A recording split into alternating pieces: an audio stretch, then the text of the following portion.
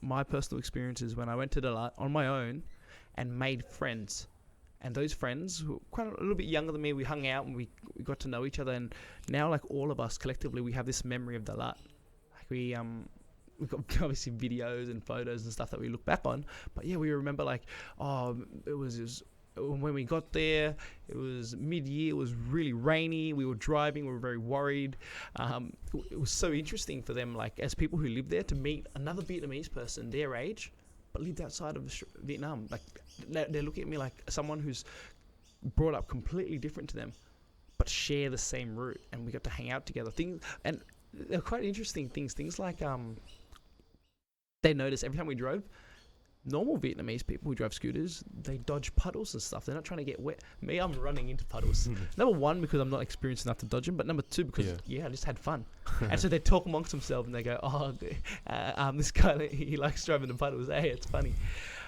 So that's, what I captured about my youth. I'm traveling, I'm on my own, I make friends, and my friends are young as well. And every young person there, they had their little story. You got one guy there who's had a relationship since he's 6, and she's back at home. You had one guy who just broke up with his girlfriend after high school before he went on this trip.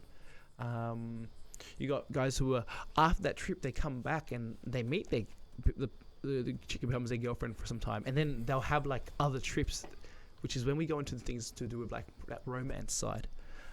They'll go on these road trips with to Dalat, Boston Bees again, with that person, that a significant other, and it makes for quite awesome stories and things like that. The parallel that I then draw is, for example, for us. You saw, you and I, our experience with the Alpines and the misty and the dreamy, the up in the mountains, that cool, fresh air. Yeah, that's a big thing too, that air. That's why I really want to incorporate audibly a sigh, that something like that, like as an audio, like enter or whatever. We'll figure it out. But I definitely want something like that, because I think if we were, you remember when we were up there was this, I just want you stop and you take that air in. If anything, bro, I'm down for like going to the Kosciuszko again, standing there going, and just go home. Getting that audio, being like, this is the sound of breathing in Kosciuszko, bringing it down. Ooh, that's not like impossible, because like February is when we want to get it out, right? We could do whatever it is, make it now, but then we can replace the sound after the fact. That's fine. I love this, man. Like working with this kind of thing with you, it's like open my eyes up to this kind of world. Yeah, like I can consider different things. I move when it comes to like trying to create something.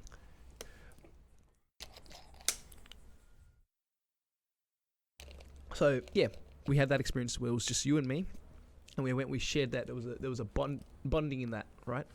And then we had the one where we went with a group of people, right? And for me, that was like, I'm getting to hang out with these old friends who I met since year 8, high school, kind of drifted because we all grew up into our own things. That's fine, friends do that. And to rekindle that, or like touch base with that again, reflect on that. That was big for me, I'm sitting there at my youth, 20-something, hanging out with the kids I hung out with when I was 12, 13, 14. That full coming of age story, full story, was just, I couldn't. And for you, definitely. Like, I mean, you were there hanging out with the friends who were your close friends, and then me, who, we're definitely close friends, but like, there was been a period of like, we haven't hung out, and now we've gone to catch up, and now it was the closest thing to what we had back then, like that. Sometimes another thing, like when I look back on the photos of that Dalat trip, I also look back on photos from high school. All the stuff that we used to, antics we get up to. I love that every time we get up to a trolley, I look like, hey Darren, that's some art. It's an inside joke. But yeah, so that's, you've had that youthful experience with friends, right? Okay, well, one day, significant other. Can you imagine taking a significant other to the Alpines and doing it a bit differently? Yeah, absolutely. Hey, if girls down to hike, you do the whole 8 hour. If girls down to camp, you camp and enjoy the stars. If you go on a bit plush, you go to Krakenback, which is something I've been looking at. Get the spa treatment and go on bike rides and hikes, whatever it is. You could definitely imagine sharing that with a significant other, eh? And that's what what they get done when they're in Vietnam. People, my first Dalat trip was with those group of friends. my second Dalat trip happened when I got back, and I'm like, I think I told everyone, yeah, we're gonna go Dalat again, right? Like whoever was coming's coming. Cool. I had my close friend who was coming, but at the time, you remember I told you that friend who'd broken up with his girlfriend? Yeah. Oh, mate, here's the story. So, before he goes on the Dalat trip, when he meets me, they break up. Cool.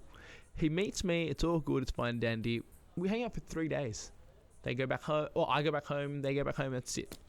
I think a year later, like no, at the end, because I meet them at the middle of the year. At the end of the year, I go back and I go to around about his hometown, his home city, the big city near his hometown, right? And we kick it. Now he still doesn't have his girlfriend and is hanging out with me. This is one of my favorite like experiences. We're hanging out, and we'll play with time. See how I go. I might use this like today feels like a good day just to tell you Vietnam stories. Like I think I've already told you, you've already heard, but it's cool to get them in record. Yeah, no, for sure. Because when you do a lot of podcasts, you tell stories more than once. But yeah, like for him, so when I came back at the end of the year, still wasn't back with his girlfriend yet. Started doing a job in sales up in the big city. I come through, we start hanging out, and you know how it is when you hang out with me. You can imagine, Darren, as someone who hangs out with me, you know what it's like when people hang out with me. We talk, there's understanding, trying to ask questions and learn stuff like that, right? Yeah. So we talk, we do that, we have our experiences. He drives me around, I'm eating, he's eating, I'm buying food, whatever it is, and we bond. And the experience for us was, he lives in Vietnam. I honestly think there's a level of privilege for people like you and me who we're Asian, but we get to live in a country like this. Our horizons are so broad, whereas for him things were quite the view looked quite small. Yeah.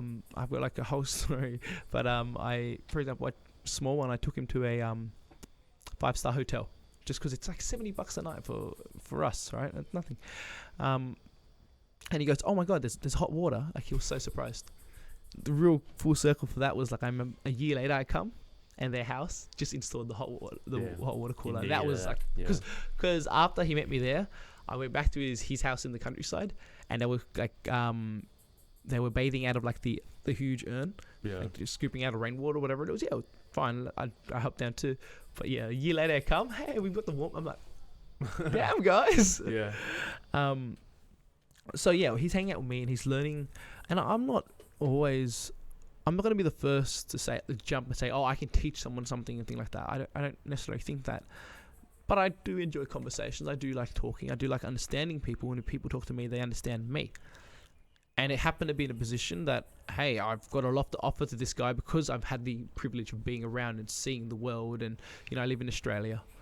So in hanging out with me, his horizons were broadened, and he saw this whole, okay, I want to take my life further, this, that, maybe go up to the big city, and, but not follow me or anything like that, but like he wanted, like, I really liked it to see, like, I instilled that fire in him, and he wanted to go, okay, cool, it's great.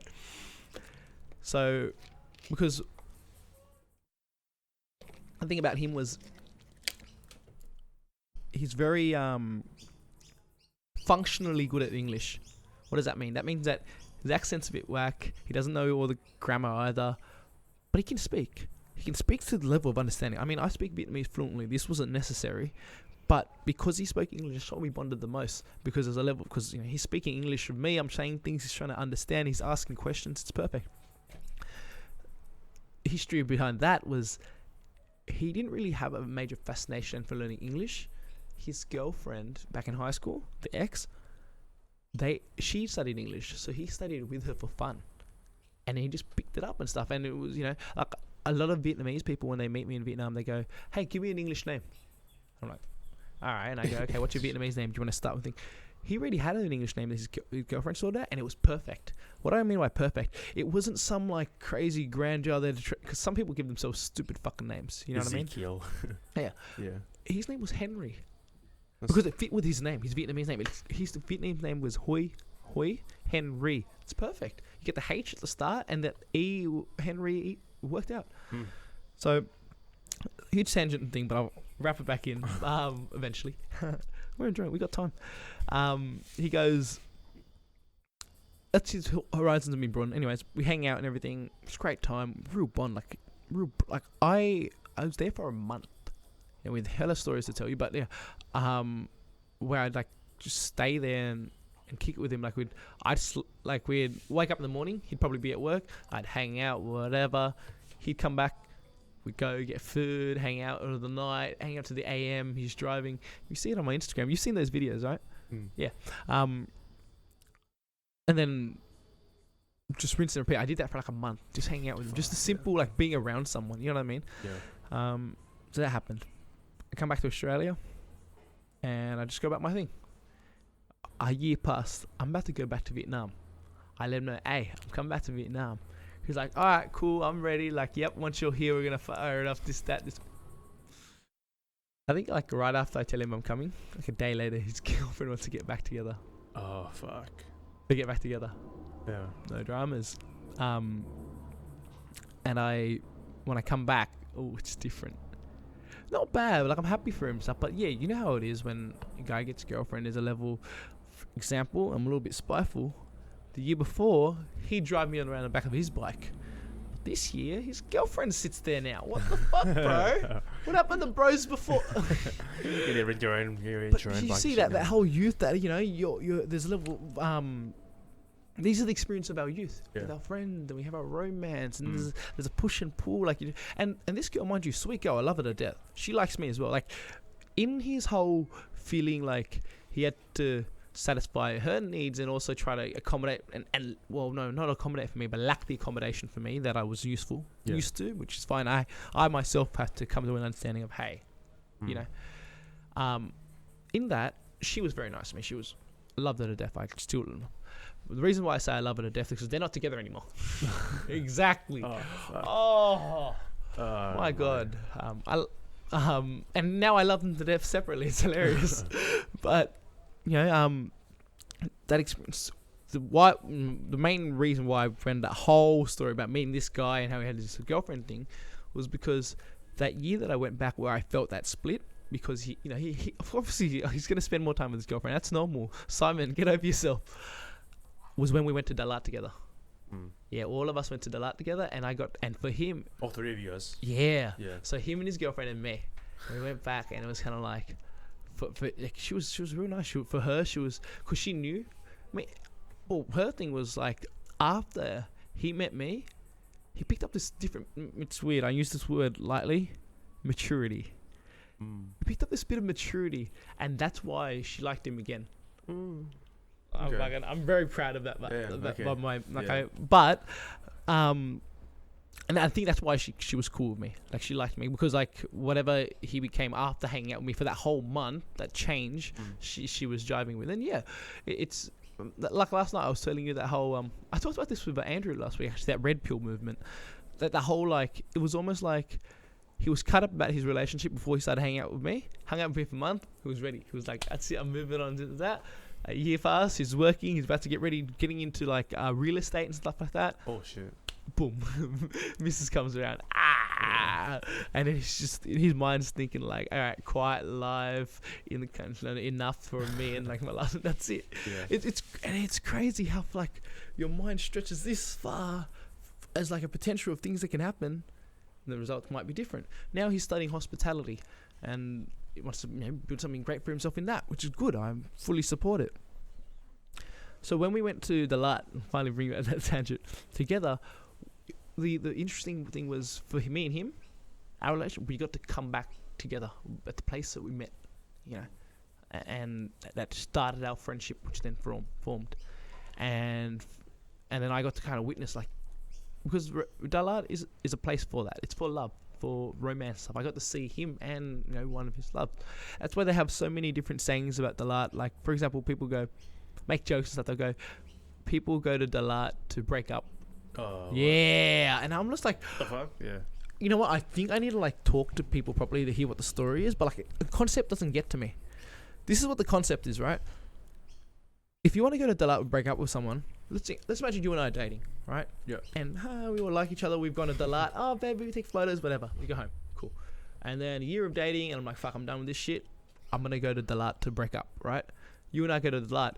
In your mind, you know something's fucking up. You know what I mean? And if you don't, it's fucked. If you think we're just gonna have a good time, we'll get up there and you break up with me, and it's a 6-hour bus ride, bro.